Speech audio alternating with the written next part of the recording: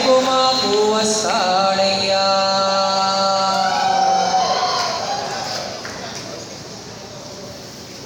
గొప్ప దేవుడయ్య స్వామి, ఆ స్వామి యేసయ్య రేపు మాకు వస్తాడయ్యా.